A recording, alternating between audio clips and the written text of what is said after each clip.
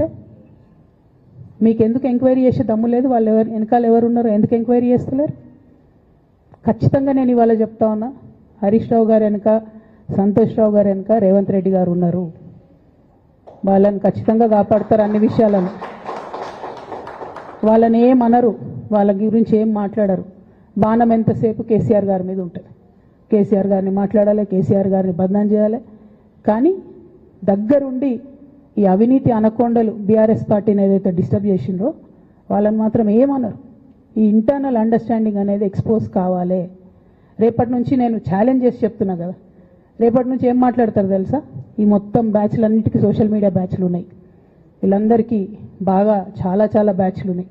వాళ్ళంతా రేపటి నుంచి ఏమంటారు? నన్ను ఒకళ్ళు బీజేపీ ఆపరేట్ చేస్తుంది అంటారు, ఒకళ్ళు కాంగ్రెస్ ఆపరేట్ చేస్తుంది అంటారు, ఒకళ్ళు రేవంత్ రెడ్డి చెప్తే మాట్లాడుతుంది అంటారు, ఇంకోళ్ళు బండి సంజయ్ చెప్తే మాట్లాడుతుంది అంటారు. ఖబర్దార్ బిడ్డ, నేను ఎవరు చెప్తే ఆడేటటువంటి తోలుబొమ్మని కాదు.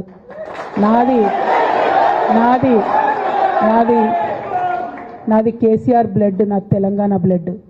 ఇండిపెండెంట్గా నేను అనుకున్న విషయాన్ని చెప్తున్నాను. దానికి పొలిటికల్గా ఇబ్బంది అయినా, కష్టమైనా, నష్టమైనా నేనే భరిస్తా. కానీ దేవుళ్ళ లాంటి మా నాన్నను ఇవాళ సిబిఐ ఎంక్వైరీ చేసిండ్రంటే కడుపు రగులుకపోతా ఉంది ఒక బిడ్డగా. అందుకే చెప్తున్నా, ఇన్ని రోజులు చెప్పలే. ఆ మధ్యలో పోయినసారి నా కొడుకు గ్రాడ్యుయేట్ అయినప్పుడు వచ్చినప్పుడు నేను మా నాన్నకు రాసుకున్న లెటర్ లీక్ చేస్తే కూడా ఆ 70, 80, 90 రోజుల నాకు నరకం చూపిస్తున్నారు. ప్రతిరోజు సోషల్ మీడియాలో ఇష్టం వచ్చినట్టు రాపిస్తున్నారు. ఎప్పుడు వీళ్ళ పేర్లు తీసుకోలే, ఇష్టం వచ్చినట్టు ప్రెస్ వాళ్ళకు మాట్లాడుతూ చాలా విషయాలు చెప్తున్నారు. ఎప్పుడు వాళ్ళ పేర్లు తీసుకోలే. ఇలా తీసుకుంటున్నా, ఎందుకంటే విషయం నాది కాదు. ఇది తెలంగాణ పరువు ప్రతిష్టకు సంబంధించిన విషయం. ఇలా దేశంలో ఏ మూలకు పోయినా, ఎక్కడికి పోయినా కేసీఆర్ అంటే ఒక మహానాయకుడు, త్యాగం చేసిన నాయకుడు అని చెప్పి మాట్లాడతారు. రేపటి నుంచి ఏం మాట్లాడతారు? సిబిఐ ఎంక్వైరీ చేస్తే ఏం మాట్లాడతారు? కేసీఆర్ అంటే సిబిఐ కేసు అంటారు. మా నాన్న పరువు పోతే నాకా బాధ, మీకా? మీకు పైసలు కావాలి కదా, మీకు పేరుతోనేం పని? ఇంకా కూడా ఈ విషయాలు అర్థం చేసుకోకుండా, ఇంకా కూడా ఇటువంటి వ్యక్తుల్ని దూరం పెట్టుకోకుండా ఉంటే ఇక కేసీఆర్ గారి మీద సిబిఐ కేసు వేసేటటువంటి స్థాయికి వచ్చినాక ఏం పార్టీ ఉంటేంది పోతుంది. బీఆర్ఎస్ పార్టీ నాయకులు నన్ను తిట్టుకున్నా సరే, లోకల్ బాడీ ఎన్నికలలో నాకు నష్టం జరుగుతుంది అనుకున్నా సరే, మా నాన్న మీద సిబిఐ ఎంక్వైరీ పడ్డాక ఏముంది, తొక్కల ఎలక్షన్ ఒకటి గెలుస్తారు, ఒకటి ఓడిపోతారు. అసలు ఓడిపోయే పరిస్థితి ఎట్లా వచ్చింది? ఇటువంటి దుర్మార్గుల వల్ల కాదా వచ్చింది? ఆలోచన చేసుకోవాలి కదా. అంటే నా దగ్గర పైసలు ఉన్నాయి, టీవీలు ఉన్నాయి, సోషల్ మీడియాలు ఉన్నాయి, ఏటు పడితే అటు మాట్లాడతామంటే తోలు తీస్తాం చెప్తున్నా నేను. గీత గీసుకుంటాం బిడ్డ. మీరు ఒక్క కమెంట్ పెడితే మేము 10 చేస్తాం. ఏది పడితే అది మాట్లాడచ్చు సోషల్ మీడియాలో అనుకుంటూ చూసుకుంటూ ఊరుకుంటున్నా.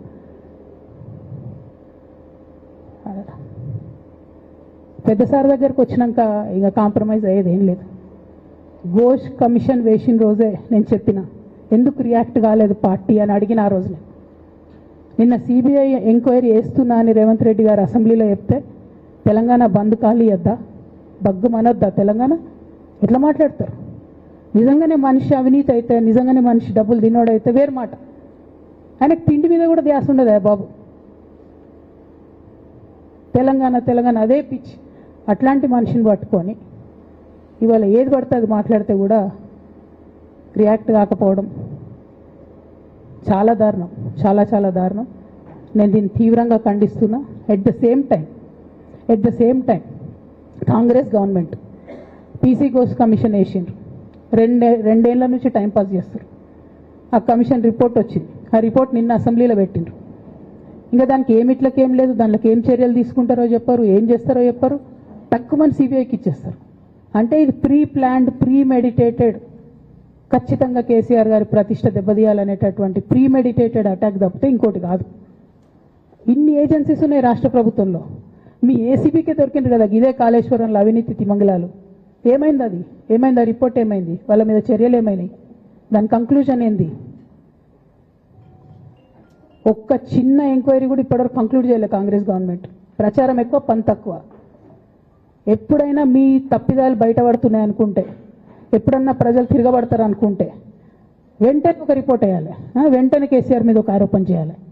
ఇప్పటికి కూడా రేవంత్ రెడ్డి గారికి కేసీఆర్ గారి పేరు చెప్పుకోకపోతే ఆయన ఫోటో కూడా పేపర్లో వేరేమని భయం పాపం.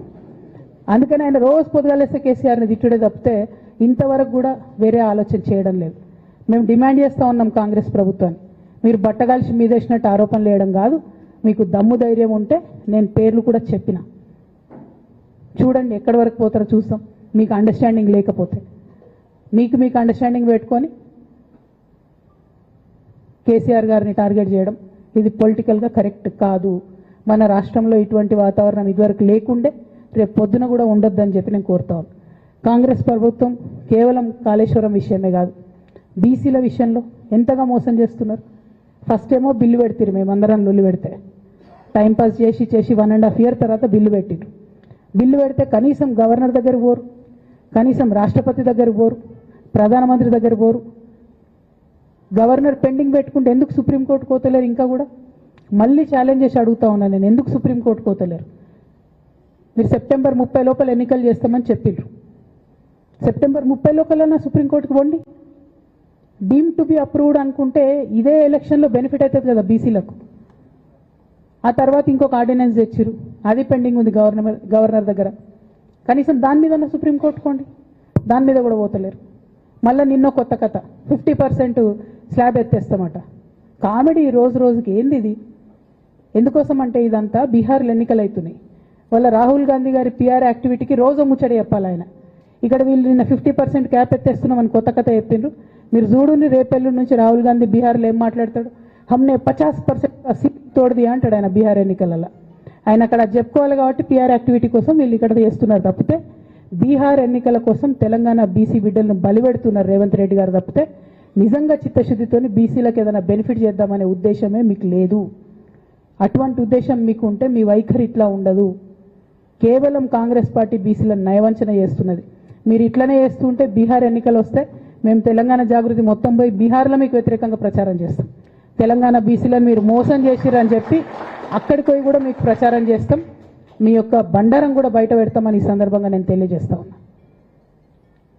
బీసీల విషయమైనా కాళేశ్వరం విషయమైనా చిత్తశుద్ధి లేనటువంటి కాంగ్రెస్ పార్టీని ఖచ్చితంగా మీ వైఖరిని ఎండగడతామని చెప్పి తెలియజేస్తూ, సిబిఐ ఎంక్వైరీ చేసుకున్నా మీరు ఏ ఎంక్వైరీ చేసుకున్నా కేసీఆర్ గారు మాత్రం కడిగిన ముత్యంలాగా బయటకు వస్తారని మళ్ళొకసారి తెలియజేసుకుంటూ మీ అందరి దగ్గర కూడా నేను సెలవు తీసుకుంటాను.